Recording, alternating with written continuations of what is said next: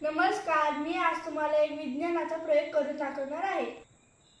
या प्रयोगासाठी जे साहित्य लागतं ते आहे मेणबत्ती, माचीसचा पुडा, काचेचा ग्लास आणि खोलगट प्लेट। चला तर मग प्रयोग करूया। हे बघा की मी मेणबत्ती पेटवलेली आहे। ह्या प्लेटमध्ये थोडंसं पाणी ओतायचं आहे।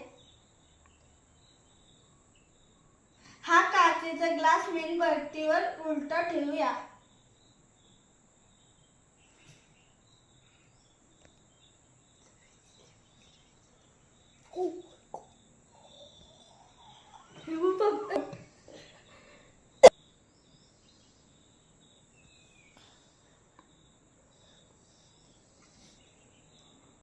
थोड्याच वेळात मेणबत्ती विझलेली आहे।